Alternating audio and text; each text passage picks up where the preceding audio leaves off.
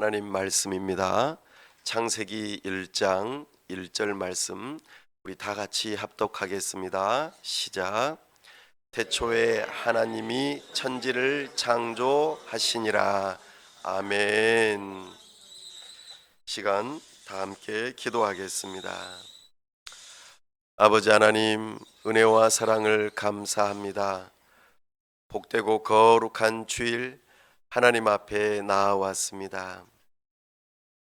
이 시간 우리와 함께하여 주옵소서. 하나님께서 우리와 함께 하실 때 우리에게 참된 생명이 있고 참된 기쁨이 있고 참된 평안이 있습니다. 우리와 함께 하심으로 주님의 은혜가 충만하게 하여 주시옵소서. 특별히 하나님의 음성 듣기를 사모합니다. 주님의 영광 보기를 원합니다. 이 시간 성령 하나님, 우리의 눈과 귀를 열어 주옵소서. 참으로 우리가 하나님을 알므로 하나님을 더욱더 사랑할 수 있도록 우리에게 은혜를 베풀어 주옵소서. 우리가 하나님을 사랑함으로 기쁘게 우리의 삶을 드리고자 이 시간 결단하는 시간 되게 하여 주시옵소서. 하나님 아버지, 주님의 몸된 교회를 세우시고 이 지역사회 가운데 복음을 전하며 영혼들을 섬길 수 있도록 우리를 교회로 불러주심을 감사합니다. 우리가 그리스도 안에서 하나가 되어지고 우리 주님의 이름을 높여드리는 복된 교회가 되게 하여 주시옵소서.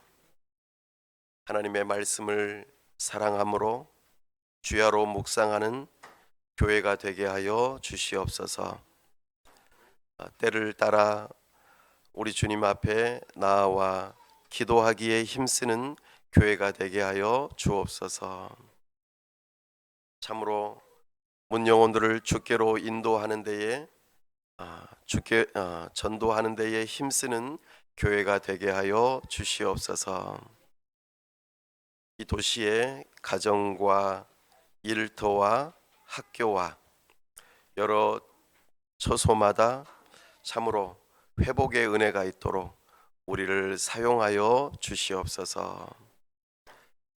특별히 이 땅 위에 세우신 위정자들을 우리 하나님께서 붙들어 주시고 저들에게 지혜와 명철을 더하시고 이 나라를 잘 다스릴 수 있도록 하나님께서 힘을 더하여 주시옵소서. 이 땅의 경제가 안정되어질 수 있도록 은혜를 주시고 우리가 평안함 가운데 신앙생활을 할 수 있도록 도와주시고 참으로 이 땅 위에 하나님의 공의가 강물처럼 흘러가는 복된 나라가 될 수 있도록 은혜 베풀어 주시옵소서. 하나님께서 은혜 베풀어 주셔서 세계 곳곳에서 전쟁으로 힘들어하는 그곳에 평화가 되찾을 수 있도록 은혜를 주시고 지진으로 인하여 큰 어려움 가운데 있는 그곳에 우리 하나님께서 속히 복구의 은혜를 허락하여 주옵소서. 또한 우리 선교사님들 붙들어 주시고 성령으로 충만케 하시고 영육 간에 강건케 하여 주시옵소서.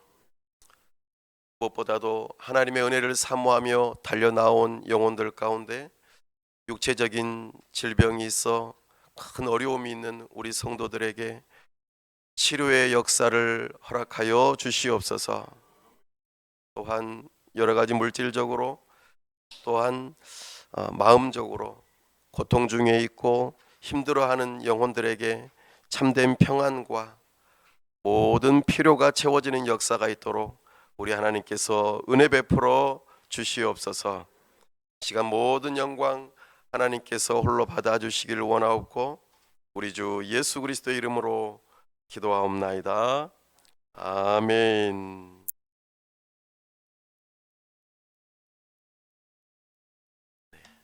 오늘 완전한 복음이라는 복음에 해당되는 말씀으로 우리는 어디에서 왔는가라는 제목으로 주의 말씀을 선포합니다. 목소리가 많이 좀 가라앉아서 죄송합니다. 네, 오늘부터 갑자기 이상하게 목소리가 가라앉았습니다. 좀 더 그래도 허스키해도 괜찮으시죠? 네, 창세기는 모세라고 하는 분이 있었습니다. 선지자요, 또 하나님께 부름받은 이스라엘의 지도자입니다. 근데 당시에 누구를 향해서 이 글을 썼는가? 이것이 굉장히 중요합니다. 왜냐하면 이 창세기를 비롯한 여러 성경이 듣는 청중이 굉장히 중요하기 때문입니다. 그들은 다름이 아닌 애굽이라고 하는 나라, 이집트에서 노예로 살던 사람들, 이스라엘 민족들이 청중입니다. 그들은 이집트라고 하는 나라에서 살면서 특별히 여러 신들이 있는 그곳에서 살던 사람들입니다. 물론 하나님을 경외하는 믿음이 있었지만 세상에 여러 신들이 있다라고 믿는 사회 가운데에서 살았던 사람들입니다. 다실론 사회였죠. 그리고 노예로서 삶을 살았던 사람들입니다. 또 하나는 이집트를 다스리는 왕 파라오라고 하는 그가 태양의 아들로서 사람들 가운데서 가장 높은 자리, 신의 아들이라고 하는 호칭을 받아서 마치 하나님처럼 섬김을 받았던 자가, 절대 권력자가 바로 파라오였습니다. 그런 사회에서 삶을 살았던 이스라엘 민족을 향하여 지금 모세가 창세기를 기록하고 있습니다. 그 이집트에는 모든 동물들이 신입니다. 고양이도 신이고, 또 새도 신이고, 그리고 나일강도 신입니다. 강도 신이에요. 그리고 우리가 출애굽기라고 하는 성경에 살펴보면은 10가지 재앙이 나오는데 그 10가지 재앙에 해당되는 그 모든 강이나 동물이나 또 여러 가지 상황들이 다 신에 해당되는 것들입니다. 그래서 진정한 신이 누구인가를 보여주기 위함으로 10가지 재앙이 주어졌습니다. 혹시 기억나십니까? 피게 이파, 나일강이 신이었습니다. 그런데 나일강이 피로 물들죠. 이것은 나일강이 신이 아니라는 것을 하나님께서 보여주시는 하나의 저주였습니다. 개구리도 신입니다. 다산의 신이죠. 개구리가 많은 올챙이를 낳지 않습니까? 개구리들도 나일강에서 나왔다가 다 죽습니다. 개구리도 신으로 섬겼던 곳이 바로 이집트입니다. 그러나 개구리는 신이 아니라는 것을 알려주었죠. 티끌이 이로 변합니다. 이도 마찬가지입니다. 파리도 마찬가지로 신으로 섬겼던 곳입니다. 전염병입니다. 전염병도 신으로 섬겼습니다. 독종이죠. 막 몸에 여러 가지 나는 거. 우박입니다. 하늘로부터 내려오는 우박. 메뚜기도 신입니다. 그리고 흑암, 태양이 신이었는데 흑암이 가리워지니까 태양도 신이 아닌 것을 말해주고 있습니다. 그리고 마지막 장자, 그러니까 이집트의 파라오의 첫째 아들, 그도 죽임을 당하면서 신이 아니라는 것을 보여주었습니다. 특별히 이 창세기 1장이 이스라엘 민족에게 들려졌을 때에 그들은 그들의 세계관 속에 이집트에서는 모든 것이 다 신이었는데 여기서는 하나님만이 신이구나라고 하는 것을 말하고 있습니다. 굉장한 충격이었을 것입니다. 이 세상에 지어진 모든 피조물들이 다 하나님으로부터 지음을 받았다라는 생각을 하게 되니까 그들의 생각에 굉장한 변화가 일어났던 것이죠. 모세는 이것을 알려주고 싶었습니다. 특별히 태초에 하나님이 천지를 창조하시니라 라고 하는 이 말씀 속에 엄청난 진리가 담겨 있고 사람들의 생각을 바꾸는 엄청난 중요한 진리가 담겨 있음을 바라보게 됩니다. 삼위 하나님이 계시다라는 것을 그들이 알게 되었고 자연과 사람은 피조물이구나, 신이 아니구나 라는 것을 알게 되었고 사람은 자연과는 또 다른 특별한 존재이구나 라는 것을 깨닫기 시작합니다. 특별히 창세기 1장에서 하나님이라고 하는 단어를 반복해서 말합니다. 우리가 다 읽지는 않았습니다만 창세기 1장에 하나님, 하나님, 하나님, 하나님이 반복해서 나옵니다. 여기에서 사용되어지는 이 하나님은 전능하신 하나님이라는 의미로 사용되어진 하나님입니다. 전능하다. 전능하기 때문에 세상을 창조할 수 있다는 의미로 그 하나님의 전능성을 여기서 말하고 있습니다. 또한 하나님은 거룩하시다라고 하는 의미로 하나님의 용어를 사용합니다. 여기서 거룩하다라는 뜻은 구별되어진다, 다르다라는 뜻입니다. 하나님과 사람, 자연은 다르다라는 것을 말해주고 있습니다. 그래서 하나님의 거룩성을 선포하기 위해서 하나님이라는 용어를 반복적으로 사용하고 있습니다. 그리고 하나님은 독특하다, 유일하다라는 의미로 하나님이라는 용어를 사용하고 있습니다. 그래서 이집트에서 알고 있던 여러 다신들이 아니라 모세가 이스라엘 백성들에게 알려준 하나님은 삼위일체의 하나님이라는 것을 알려주십니다. 이것이 하나님의 유일성입니다. 하나님의 전능성과 하나님의 거룩성과 하나님의 유일성을 알려주고자 이 메시지가 선포되고 있음을 우리에게 보여주십니다. 이집트에서는 눈에 보이는 하나님이었는데 모세가 말하는 하나님은 눈에 보이지 않는 하나님입니다. 굉장히 다른 하나님이죠.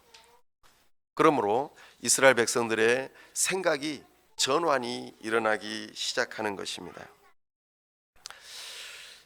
모세가 이 창세기를 썼을 때에 그 이스라엘 백성들이 청중이었다면 오늘 이 창세기를 읽는 우리는 어떤가 한번 살펴보십시오. 우리는 다실론으로 섬기는 그런 세상에 살고 있습니까? 여러 가지 다양한 신들이 있다라고 생각하는 세상에 우리는 살고 있습니까? 네, 그렇죠. 특별히 오늘날 우리 대한민국 21세기를 살아가는 사람들이 그래도 눈에 보이는 하나님은 우리는 안 섬기는데 라고 생각할지 모르겠습니다. 그러나 성경에서는 눈에 보이지는 않더라도 하나님을 섬기는 자들이 있다라고 말하고 있습니다. 예를 들면 이런 겁니다. 권력입니다. 권력을 하나님처럼 여기는 마음입니다. 돈입니다. 돈을 하나님처럼 여기는 마음입니다. 성을 하나님처럼 여기는 마음입니다. 성이 또 다른 눈에 보이지는 않지만 하나님보다도 더 강력한 힘을 발휘하면서 그렇게 오늘날 현대인들이 여러 신들을 섬기고 있는 모습들이 있다는 것을 우리는 부인할 수 없습니다. 또한 사람을 가장 중요하게 여기는 그런 세상에 우리는 살고 있습니다. 사람이 최고인 것이죠. 하나님보다도 사람이 더 중요한 세상에 우리는 살고 있습니다. 그래서 개인주의가 아주 팽배해 있고, 그래서 사람을 함부로 하지 못하게, 그래서 인권이 굉장히 중요한 시대에 우리는 살고 있습니다. 권력과 돈과 성, 그리고 사람이라고 하는 그런 우상의 노예가 되어서 우리는 현대인들은 그렇게 살아가고 있다는 생각이 듭니다. 또 하나는 하나님의 이름을 쏙 뺀, 하나님을 빼버리고 하나님이 없다고 생각하는 세상에 우리는 또한 살고 있습니다. 굉장히 복잡하죠. 과거에 이집트에서 살았던 그 사람들보다도 어찌 보면 우리가 더 복잡한 시대에 살고 있는지 모르겠습니다. 눈에 보이는 신도 있고 눈에 보이지 않는 신도 있고, 사람을 신으로 삼을 뿐만 아니라 심지어는 신이라고 하는 말을 아예 꺼내지도 못하게, 이것을 세속주의라고 말하는데, 하나님을 빼버리고 물질만이 제일 중요하다라고 하는 물질 만능주의, 물질을 굉장히 중요하게 여기는 그런 시대에 우리는 살고 있습니다. 그래서 사람들은 물질만 최고다 이렇게 생각을 하고 있죠. 그래서 우리가 공공기관에서 하나님 믿으세요, 예수님 믿으세요 이런 말을 함부로 할 수가 없습니다. 또 방송에서도 예수님 믿으세요라는 말도 쉽게 하기가 어려운 시대에 우리는 살고 있습니다. 그렇죠? 우리나라는 그나마 법으로 정해져 있지 않기 때문에 그런 말들을 혹시 하더라도 좀 약간의 무리는 일으킬 수 있지만 법적으로 제재는 일어나지 않죠. 그러나 유럽이나 미국은 공개적으로 그런 일들을 할 때에 법적으로 제재를 받고 벌금을 물거나 감옥에 가는 일이 있기도 합니다. 사랑하는 여러분, 오늘 태초에 하나님이 천지를 창조하시니라, 이것은 굉장한 진리입니다. 이것은 하나님의 선포요 소식입니다. 하나님께서 전능하셔서 세상을 창조하셨어 라고 하는 이 메시지가 사람들을 설득하고자 함이 결코 아닙니다. 그냥 일방적인 통보입니다. 하나님의 진리의 선포이죠. 하나님의 뜻입니다. 이것을 받아들일 수 있다면 여러분들은 복음을 들을 만한 준비가 사실 되어 있는 것입니다. 오늘 저는 이 1절 말씀에서 세 가지를 주목해서 말씀드리고자 합니다. 첫 번째는 태초라고 하는 것입니다. 두 번째는 하나님이라고 하는 것이고요. 세 번째는 창조라고 하는 단어에 주목해서 말씀을 드리고자 합니다. 첫 번째, 태초입니다. 태초는 이 세상이 시작되기 전에 하나님이 계셨는데, 하나님께서 이 시작이라고 하는 단어를 통하여서 세상을, 역사를 시작하셨다는 의미로서 태초를 우리가 말할 수 있습니다. 이 태초라고 하는 단어는 시작을 의미하기도 하고, 사람으로 말하면 머리에 해당된다라는 단어입니다. 글로 말하자면 서론에 해당된다라는 뜻이죠. 그래서 창세기는 모든 성경의 서론에 해당됩니다. 시작, 머리에 해당되는 것이죠. 하나님께서 온 세상을 시작하셨다라는 의미를 가지고 있습니다. 더불어 하나님께서 머리로서 아버지가 되신다라는 의미를 담고 있습니다. 그러므로 태초에라고 하는 이 단어는 하나님께서 역사를 시작하셨고 그 역사가 시작됨으로 우리의 모든 인류가 시작되었다는 것을 말하고 있습니다. 그러므로 우리는 이 말씀 가운데에서 시작은 하나님으로부터 되었구나라고 하는 것을 배울 수 있습니다. 두 번째로 하나님이라고 하는 단어입니다. 하나님께서 이 세상을 시작하셨다라고 하는 것을 우리는 주목해 볼 필요가 있습니다. 어떤 사람들은 이렇게 생각합니다. 하나님이 혼자 계시니까 굉장히 심심하셨나 보다. 그러니까 놀 사람이 필요해서 사람을 지은 거 아닐까? 마치 오늘날 애완동물이나 여러 애완 식물이나 여러 가지를 키우고 이렇게 할 때에 혼자 있으니까 그 외로움을 달래기 위해서 그렇게 하는 것처럼 하나님도 혼자 있으니까 그렇게 한 거 아닐까? 좀 심심해서 그런 거 아닐까라고 생각하는 사람들이 있다는 것이죠. 그러나 성경에서는 아니라고 말합니다. 왜 그렇습니까? 성경은 하나님이 삼위 하나님이라고 말씀하십니다. 성부 하나님, 성자 하나님, 성령 하나님, 삼위로 계신 하나님께서 서로 사랑하시고 함께 계시고 서로 기쁨이 충만하기 때문에 사실 외로울 틈이 없습니다. 심심하실 틈이 없어요.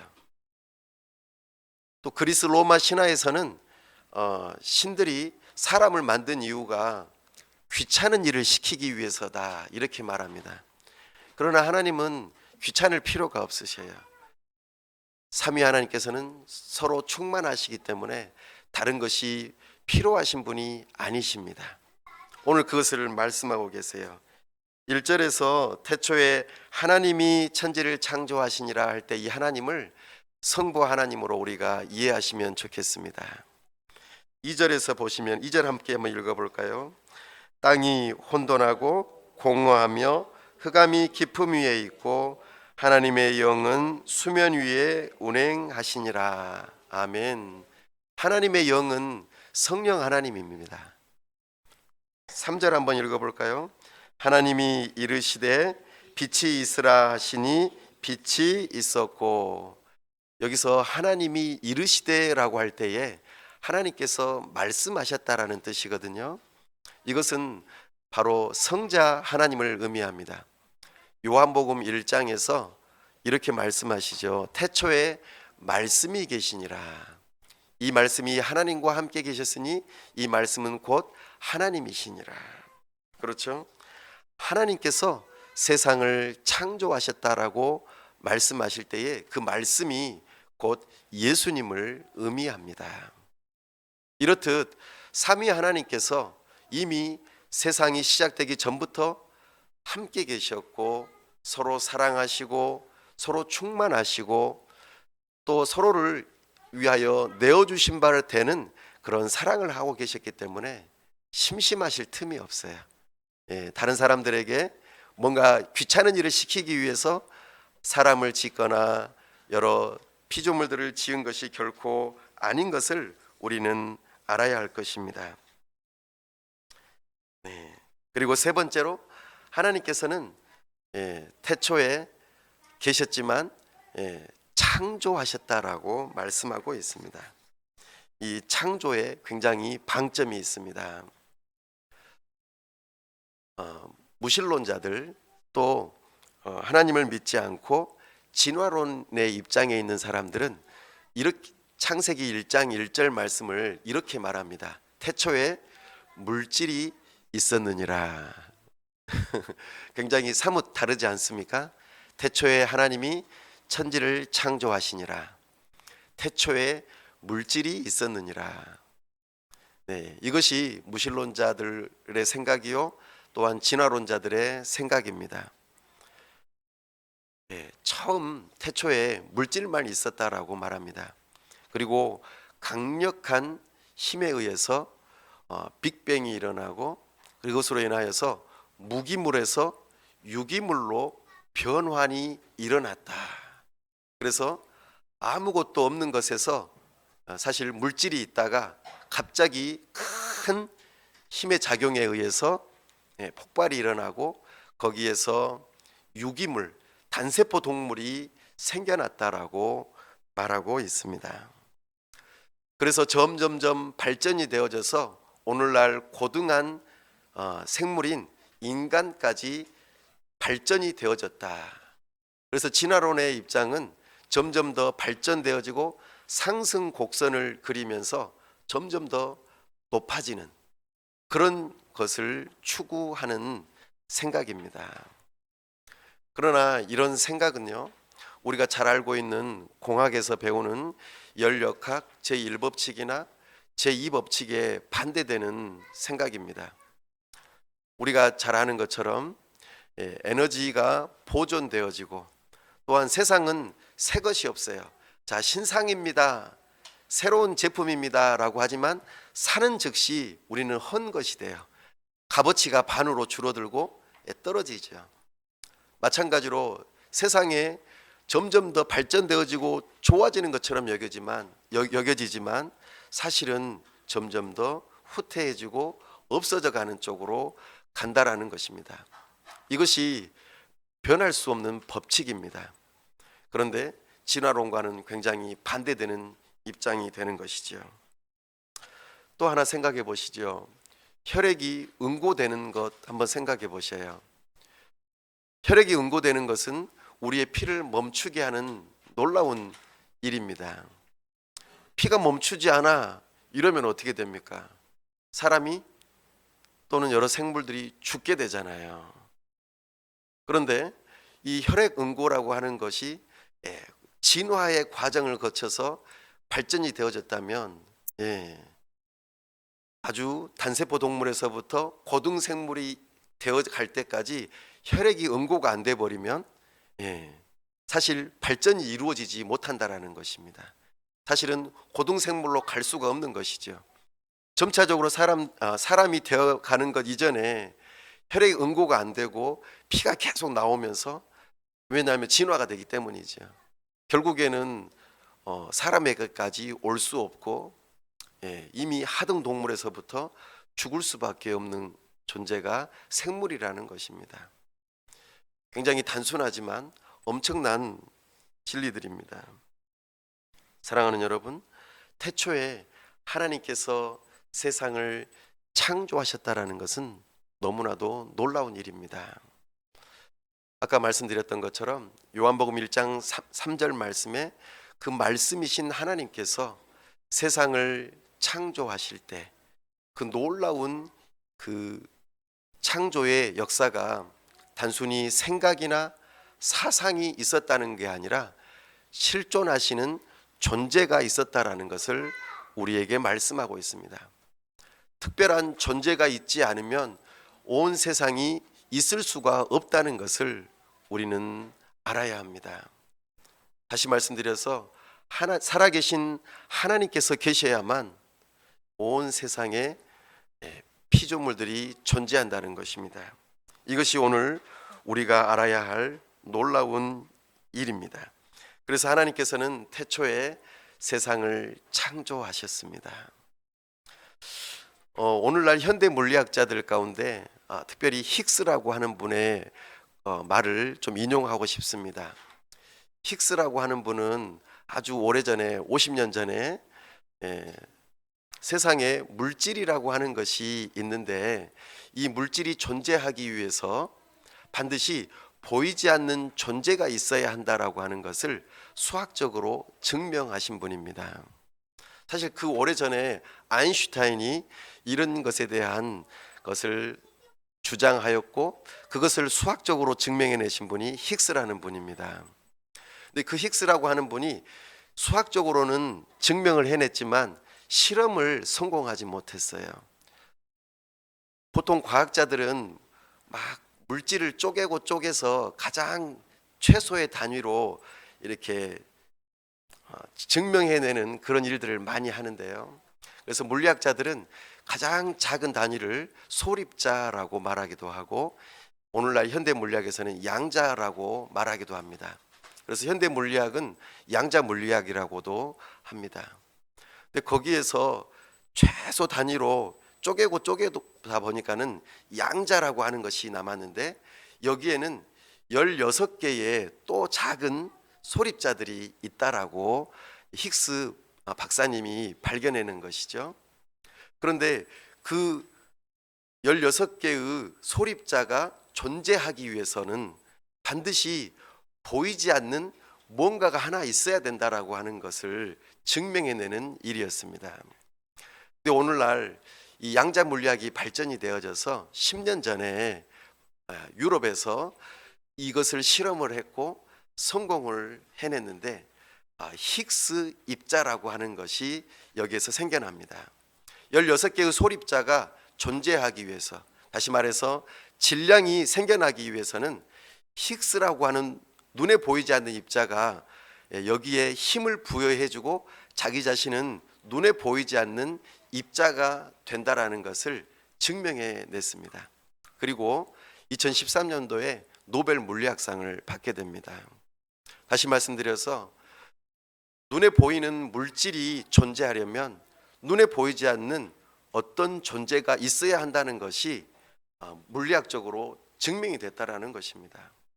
다시 말씀드려서 우리 눈에 보이는 모든 세상, 이것들은 눈에 보이지 않으시는 존재, 하나님께서 계셔야만 있을 수 있다라는 것을 말씀드리고 싶은 것입니다. 사랑하는 여러분, 오늘날 우리가 존재하는 이유는 바로 하나님께서 계시기 때문입니다. 그 하나님께서 창조를 하셨다고 말씀하시죠. 특별히 6일 동안 창조를 하셨습니다. 3일 동안 하신 일이 있고 또 3일 동안 하신 일이 있으세요. 3일 동안은 구조를, 세상의 구조를 만드셨습니다. 그리고 또 3일 동안은 그 구조 안에다가 내용물을 채워 넣으셨어요. 이것은 건축학자나 글을 쓰는 사람이나 다 똑같은 원리로 사용되어지는 방식입니다. 우리가 건물을 지을 때에 틀을 만들어야 되잖아요. 콘크리트 구조를 하든지 나무 구조를 하든지 여러 가지 구조를 만들어야 됩니다.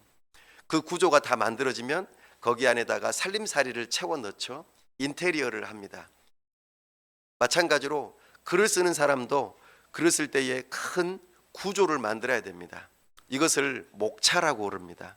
목차를 먼저 만들고 난 다음에 그 목차 안에다가 내용을 채워 넣는 것처럼 그렇게 해서 하나의 작품을 만들어내죠. 마찬가지로 우리 하나님께서는 3일 동안 틀을 만드셨어요. 첫째 날, 둘째 날, 셋째 날. 어떤 일을 하셨냐면 나누는 일을 하셨습니다. 빛과 어둠을 나누셨어요. 첫째 날 이 일을 하셨습니다. 구조를 만들어 놓으셨어요. 둘째 날에는 무엇을 나누어 놓으셨죠? 물 위의 궁창과 물 아래의 궁창을 나누어 놓으셨어요. 구조를 만드셨어요. 셋째 날에는 무엇을 나누셨습니까? 물과 육지를 나누어 놓으셨어요. 이렇게 구조를 만들어 놓으시고 하나를 더 하셨는데 땅에다가 식물을, 씨 맺는 채소나 식물들을 놔두셨어요. 굉장히 놀라운 일입니다. 그리고 3일 동안에는 그 구조 안에다가 내용물을 채워 넣으셨어요. 넷째 날에는 무엇을 하셨습니까?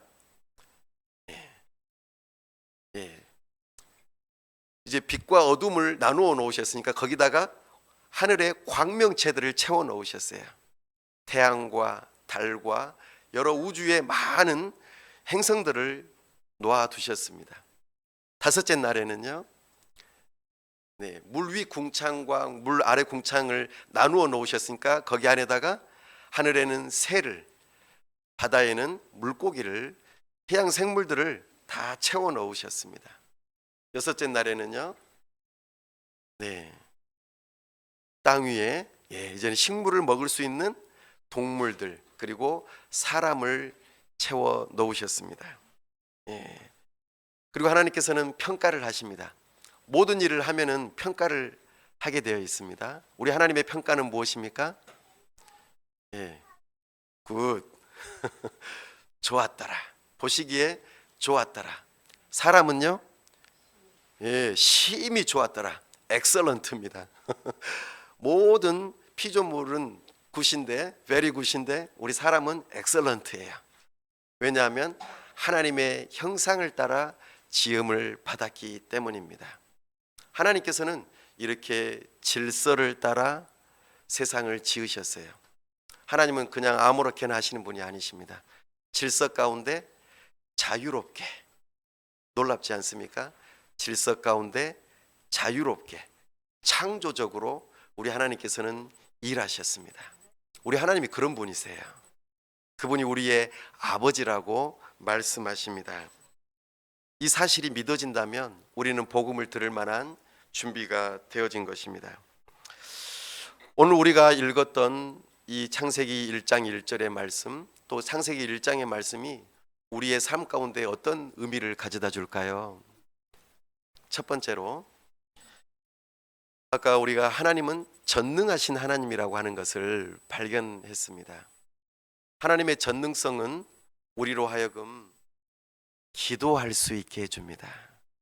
하나님은 어떤 분이십니까? 전능하신 분이세요. 전능하다는 것은 못할 것이 없다. 무에서 유를 창조하신다. 그러면 우리는 하나님 아버지께 기도할 수 있다. 그렇습니다.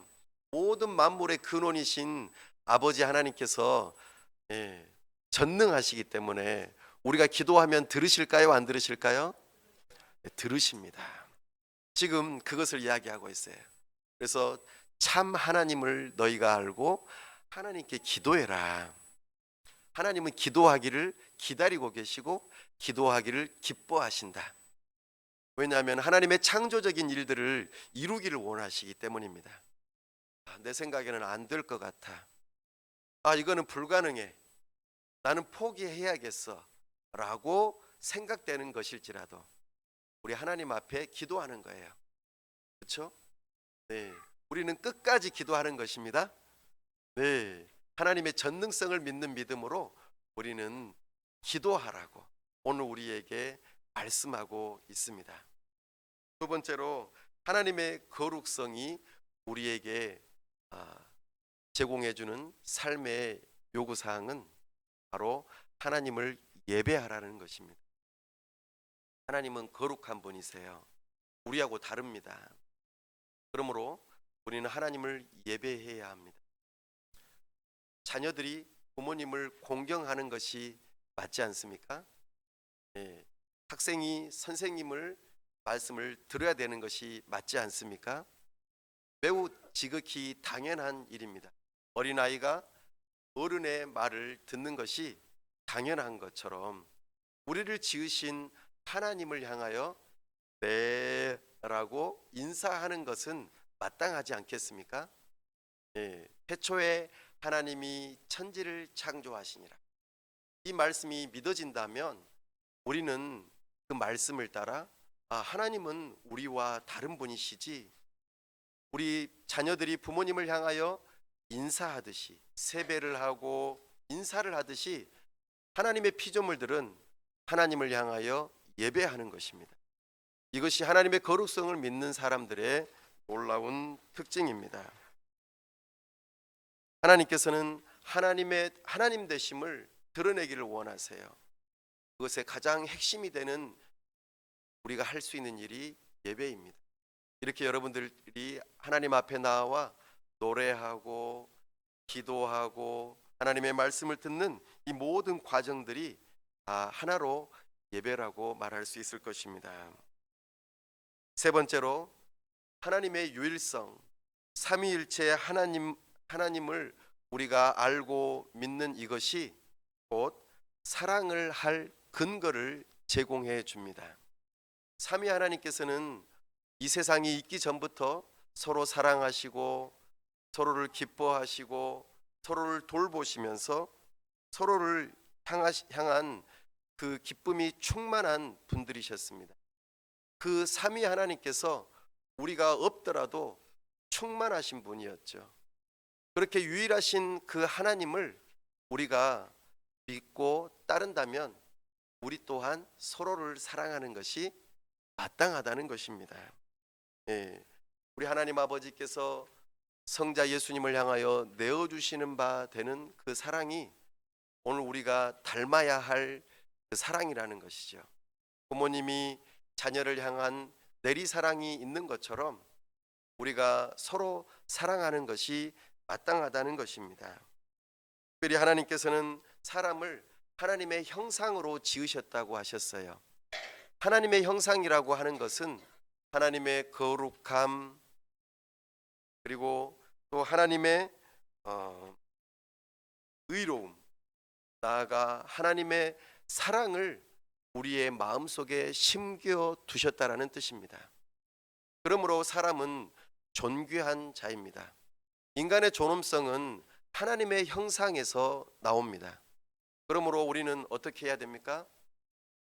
사람이 사람을 향하여 욕하면 어떻게 됩니까? 누구를 향하여 욕하는 것이 됩니까? 하나님을 향하여 욕하는 것이 됩니다. 사람이 사람을 향하여 해코지하면 어떻게 됩니까? 하나님을 향하여 해코지하는 것이 되는 것입니다. 사람이 사람을 향하여 죽이면 어떻게 됩니까? 하나님을 대적하여 하나님을 죽이려고 하는 태도와 같다라는 것입니다. 그러므로 사람을 함부로 해서는 안 된다는 것을 우리에게 말씀하고 있습니다. 하나님의 유일성이 곧 우리가 사랑을 해야 할 근거를 제공하고 있습니다. 사랑하는 여러분, 태초에 하나님이 천지를 창조하셨습니다. 이것은 선포입니다. 결코 설득이 아닙니다. 하나님께서 그냥 세상을 지으셨다는 것입니다. 끝. 끝입니다. 끝. 더 이상 사족을 붙일 것이 없습니다.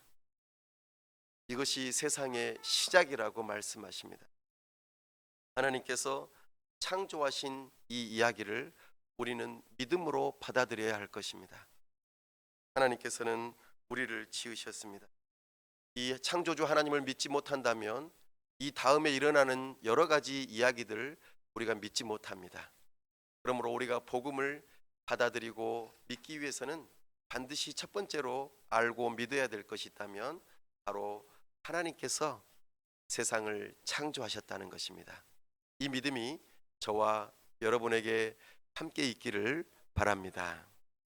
기도하겠습니다. 창조주 하나님을 믿을 수 있는 믿음을 허락하여 주옵소서. 하나님의 전능하심을 믿는 믿음으로 기도하는 일을 포기하지 않기를 원합니다. 하나님의 거룩하심을 믿는 믿음으로 예배자로 살길 원합니다. 하나님의 유일하심을 믿는 믿음으로 서로 사랑하는 자가 되기를 원합니다. 이 시간 말씀을 붙들고 시간 다 같이 함께 합심해서 기도하겠습니다. 아버지 하나님, 이 시간 주님의 말씀을 붙듭니다. 아버지 하나님, 창조주 하나님을 믿지 못한다면 우리가 그 어떠한 것도 믿지 못한 것을 발견합니다. 태초에 하나님이 천지를 창조하셨다는 이 놀라운 진리를 믿을 수 있는 믿음을 허락하여 주시옵소서. 여러 가지 의심이 되어지고 또 그동안 배워왔던 것들이 여러 가지 있지만 참으로 창조주 하나님을 믿는 믿음을 가질 수 있도록 은혜를 허락하여 주옵소서. 눈에 보이는 이 세상의 모든 물질이 있기 위해서는 참으로 눈에 보이지 않는 하나님이 계셔야 함을 믿을 수 있게 하여 주시옵소서. 하나님의 참으로 그 놀라우신 전능하심이 세상을 창조하셨던 것을 기억하며 우리는 기도하는 일을 포기하지 않게 하여 주시옵소서. 기도하는 일을 계속할 수 있도록 도와주시옵소서. 기도함으로 하나님의 전능하심을 경험하게 하여 주시옵소서. 아버지 하나님, 우리가 참으로 하나님을 믿는 믿음을 따라 살아갈 때에 하나님의 거룩하심을 기억하며 예배자로 살게 하여 주옵소서. 하나님 앞에 나와 예배하는 자가 되게 하여 주옵소서. 하나님을 섬기는 자가 되게 하여 주시옵소서. 나아가 하나님의 유일하심을 믿는 믿음으로 서로 사랑하는 사람들이 되게 하여 주옵소서. 참으로 우리의 이웃을 사랑하고 나의 가장 가까운 사람들을 사랑할 수 있게 해 주시고 사람을 진심으로 사랑하게 하여 주시옵소서. 은혜 베풀어 주시옵소서. 오 주님 도와 주시옵소서. 역사하여 주시옵소서. 우리 주 예수 그리스도 이름으로 기도하옵나이다. 아멘.